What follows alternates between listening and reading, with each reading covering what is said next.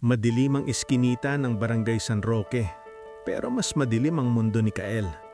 Sa edad na 25, mukha na siyang 40. Lubog ang mga mata, nanginginig ang mga kamay, at ang kanyang balat ay tila papel na nilamukos ng panahon. 5 taon. 5 taon na siyang alipin ng ipinagbabawal na gamot. Ubos na ang tiwala ng kanyang mga kaibigan. Ubos na ang pasensya ng mga kapitbahay. Pero ang pinakamasakit sa lahat, ubos na ang gamit sa kanilang bahay. Isang gabi, habang bumabagyo, pumasok si Kael sa kwarto ng kanyang ina, si Nanay Lita. Mahimbing ang tulog ng matanda. Sa ibabaw ng tukador, nakita ni Kael ang isang lumang pitaka. Alam niyang ito ang inipon ng nanay niya para sa maintenance na gamot sa puso. Nanginginig ang kamay ni Kael habang dinadampot ang pitaka.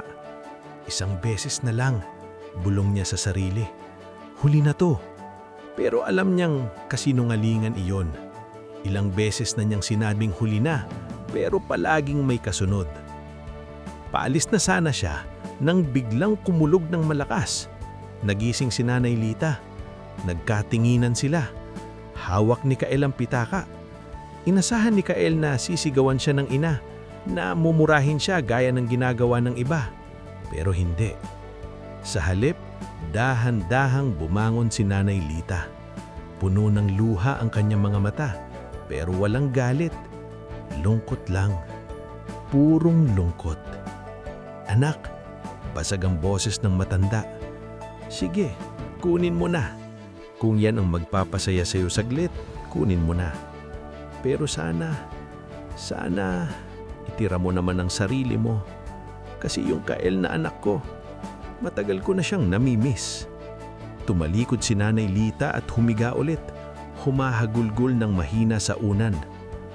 Parang binuhusan ng malamig na tubig si Kael. Ang bigat ng pitaka sa kamay niya ay tila naging kasing bigat ng mundo. Nakita niya ang sarili sa salamin ng tukador, isang taong hindi niya nakilala. Isang magnanakaw, isang halimaw na nagnanakaw ng buhay sa sarili niyang ina. Doon siya nadurog. Binitawan niya ang pitaka, napaluhod siya sa sahig at umiyak ng walang tunog, kasabay ng malakas na ulan sa labas. Ayoko, Nanay! Bulong niya habang yakap ang tuhod ng ina. Pagod na ako. Hindi naging madali ang sumunod na mga buwan. Kusang loob na pumasok si Kael sa rehabilitation center. Ang unang 3 linggo ang pinakamahirap. Pakiramdam niya ay pinupunit ang kanyang laban. Gusto niyang sumuko, gusto niyang tumakas. Ang tawag ng bisyo ay parang demonyong bumubulong sa gabi. Pero sa tuwing pipikit siya, naaalala niya ang mukha ng nanay niya noong gabing iyon. Ang pagod at lungkot sa mga mata nito. Iyon ang naging lakas niya. Natuto siyang magdasal ulit.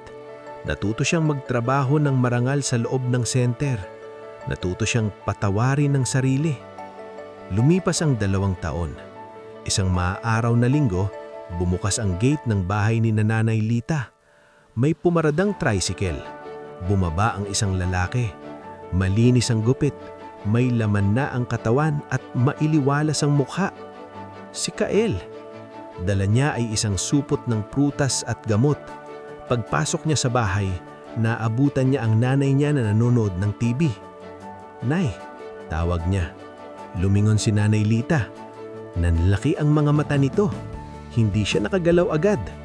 Lumapit si Kael at nagmano sabay abot ng gamot. Para sa maintenance niyo po, galing sa sweldo ko sa talyer. Hinakap siya ng mahigpit ni Nanay Lita. Ang yakap na iyon ay hindi lang basta yakap ng ina. Iyon ay yakap ng pagpapatawad at pagtanggap.